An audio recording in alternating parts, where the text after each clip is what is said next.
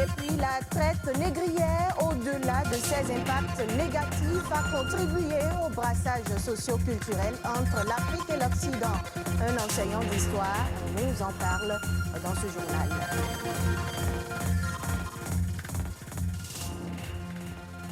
Bienvenue à tous. Depuis 2009, l'Organisation mondiale de la santé a dédié la journée du 5 mai à l'hygiène des mains. Même si elle était plus ou moins appliquée dans les hôpitaux, c'est seulement 10 ans après, c'est-à-dire à la survenance de Covid-19, que la communauté internationale a été obligée de s'habituer à cette pratique et au rôle qu'elle joue dans la limitation de la propagation des virus. Quelques secondes pour sauver des vies, nettoyez vos mains, c'est le thème retenu par l'OMS pour la campagne de 2021. Nadège Omoladé-Sani nous parle ici de l'importance du lavage des mains.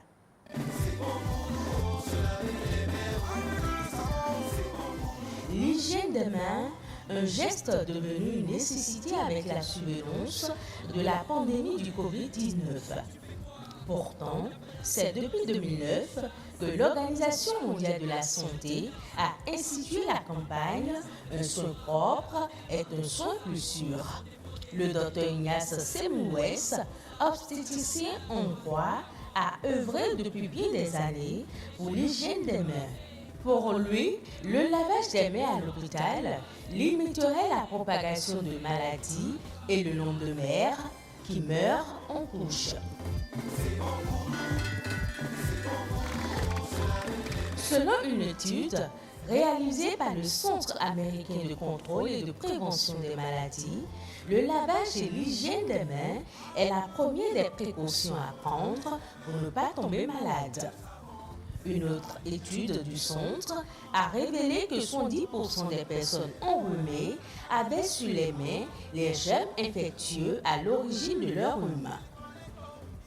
Les mains nous servent à interagir avec un environnement peuplé de micro-organismes, bactéries, virus, champignons, moisissures.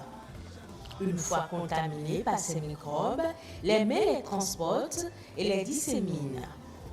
Une bonne hygiène des mains contribue donc à réduire ou à limiter le risque de transmission de germes responsables de maladies infectieuses telles que la grippe, les gastro-entérites aiguës, les germes responsables d'intoxication alimentaire. Quelques secondes pour sauver des vies, nettoyez vos mains, c'est le nouveau slogan que l'Organisation mondiale de la santé a dédié à la Journée mondiale de l'hygiène des mains.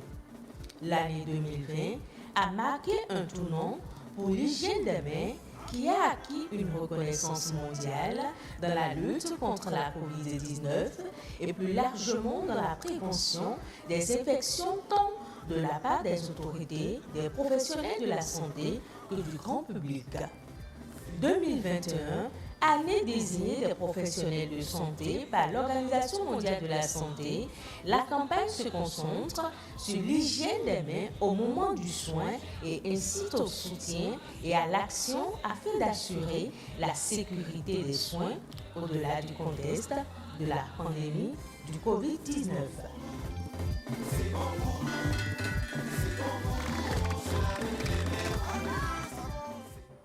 L'indépendance financière, un concept en vogue chez les entrepreneurs et les aspirants à devenir riches. Elle se produit lorsque vous disposez d'une richesse personnelle suffisante pour maintenir vos habitudes de consommation actuelles tout au long de votre vie sans avoir besoin de gagner plus d'argent. Daniel Josué Sosa nous donne plus de détails dans ce reportage. Vivre grâce à ses revenus sans être obligé de travailler pour un salaire devient de plus en plus une priorité aujourd'hui. Ceci pour subvenir à ces 5 besoins fondamentaux que sont se nourrir, se loger, se vêtir, se soigner et s'instruire. Lorsque les parents finissent d'assurer notre formation, il faut que nous entrions dans la vie active pour ne pas être des quémandeurs, des parasites. Donc si nous avons subi une formation, nous devons savoir que faire pour que nous puissions assurer notre indépendance, c'est-à-dire être libre, être autonome, pour pouvoir nous-mêmes créer notre famille et assurer les 5 besoins dont on a parlé. Lorsque j'ai un revenu, j'assure mon indépendance financière. Pour devenir autonome financièrement, il existe plusieurs clés. La première réside dans une bonne orientation. Il faut que le jeune homme sache, dès mon bas âge, dès les classes de seconde, et terminale, qu'est-ce que je dois faire. Il y a les métiers d'avenir qui sont là. Donc, je regarde, j'observe autour de moi quels sont les besoins qui sont de la société qu'on peut pratiquer. Opter par la suite pour un emploi salarié ou pour l'auto-emploi est un choix. Cependant, pour être réellement riche, il faut entreprendre. C'est là la deuxième clé. Vous courez derrière l'argent. Le salariat, c'est ça. On cherche l'argent. Quelqu'un nous utilise. Nous cherchons l'argent. Nous avons des besoins partout. Il faut satisfaire. Mais ceux qui veulent être riches, comme Kauczynski l'a dit, c'est ceux-là qui entreprennent. Ils refusent d'être esclaves de l'argent. Ils sont esclaves de l'argent à un moment donné, et après, ils changent de cap pour se mettre à leur disposition. Donc, au lieu de faire des dépenses de plaisir, de loisirs, ces gens réfléchissent, voient autour d'eux et investissent. Et c'est sûr, maintenant, lui, il devient plus esclave de l'argent, c'est l'argent qui devient son esclave. Se diriger finalement vers l'auto-emploi est la meilleure solution pour être indépendant financièrement. Cependant, pour dégoter cette troisième clé, une étude de terrain est primordiale. On ne va pas entreprendre une activité qui n'a pas de répondant, une activité dont les besoins ne sont pas exprimés dans le peuple. Lorsque je suis jeune et que je vais entreprendre, il faut faire quoi? Il ne faut pas entreprendre comme on a dit n'importe comment. Je regarde autour de moi, il y a toujours quelque chose de besoin à satisfaire. Dans la plupart des cas, il n'est pas nécessaire d'être millionnaire pour faire ce que l'on aime. Ce dont l'on a vraiment besoin, c'est d'avoir suffisamment d'argent pour maintenir le style de vie souhaité. On parle à présent de l'esclavage. Selon les historiens, cette pratique a eu d'énormes impacts sur le continent africain. Dodji Kossi Missihon est enseignant d'histoire à l'université d'Abomey-Calavi. Il nous parle des conséquences du phénomène sur l'Afrique. Les royaumes africains qui se sont impliqués dans cette traite ont privilégié tellement ce commerce que les activités économiques traditionnelles ont été laissées en rade, je ne dirais pas abandonnées, mais la traite négrière occupait la quasi-totalité de l'économie du Dahomey, par exemple. L'artisanat, l'agriculture ont connu forcément de recul. Il y a également des interférences entre la gouvernance politique de ces royaumes. Au Dahomey, par exemple, Adandosan fut l'un des tout premiers rois du Dahomey à vouloir s'opposer à la traite transatlantique.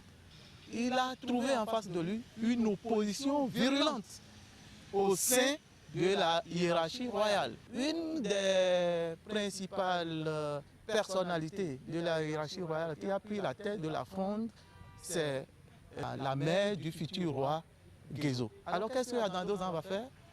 Adandosan va prendre la mère de Gezo et va la vendre comme esclave pour aller voir si cette traite est une bonne chose là. Et tout ceci va conduire à la conspiration qui va évincer Adandosan du pouvoir. C'est pour vous montrer que l'impact n'est pas qu'économique, l'impact est également politique. Aujourd'hui, tout le monde reconnaît que les conséquences heureuses existent dans les Amériques et chez nous. Le rap, le reggae, le jazz, c'est la rencontre entre le tam-tam africain, importé d'ici par les nôtres, et les instruments de musique du maître européen, c'est-à-dire le piano, le violon, etc.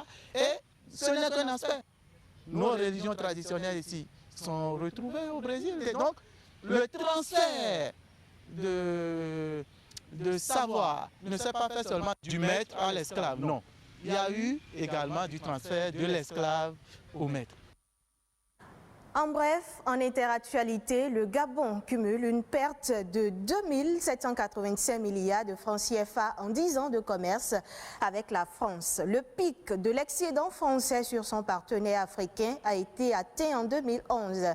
Il est à noter que si la France est le premier fournisseur des biens importés par le pays, elle se classe au-delà de la 7e position pour ce qui est de l'achat des produits gabonais. On note toutefois, depuis 2014, un recul de ce déficit. Au-delà de ce déficit direct, des acteurs français du commerce international réalisent des marges via leur filiale basée en Côte d'Ivoire. Ce pays est en effet le deuxième partenaire avec lequel le Gabon a le moins gagné avec un déficit cumulé de 1 milliard de dollars, soit environ 550 milliards de francs CFA sur la période analysée. Rappelons que le partenaire avec lequel le Gabon a le plus gagné ces 10 dernières années est la Chine, avec un excédent cumulé de près de 9 184,5 milliards de francs CFA. Elle est suivie des USA. Le reste de l'information à l'international dans ces images commentées par Patrick Adjagboudjou.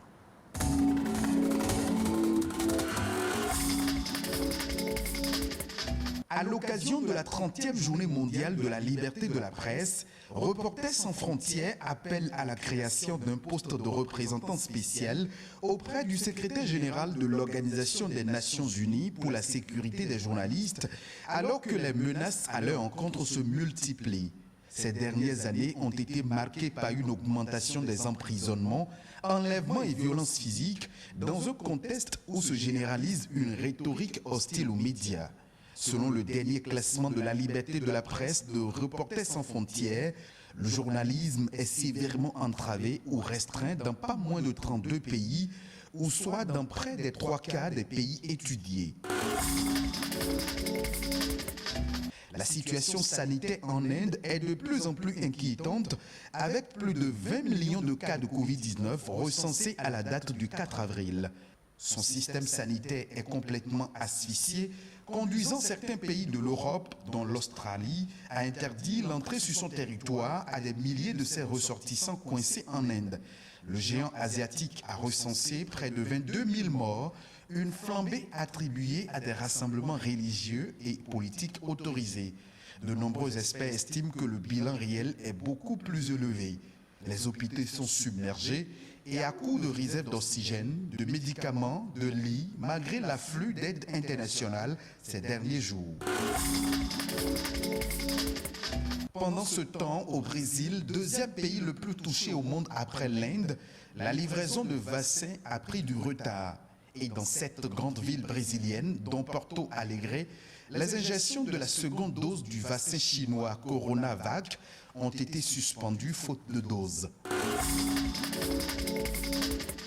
On l'appelle le Dr Cooper. Le cuivre est un excellent baromètre de l'économie mondiale parce qu'il est utilisé partout, des circuits électroniques aux batteries en passant par le bâtiment. Quand ça va mal, il plonge. Quand ça va mieux, il grimpe. Tiré par la reprise économique, le coût du pétrole, du cuivre ou du palladium affiche une belle santé. Les experts attribuent cette situation à la faiblesse du dollar qui offre des opérations d'achat de cuivre à bon compte.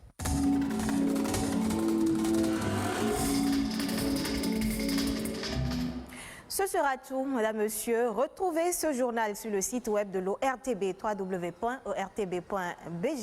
Merci pour votre fidélité renouvelée au programme de BB24.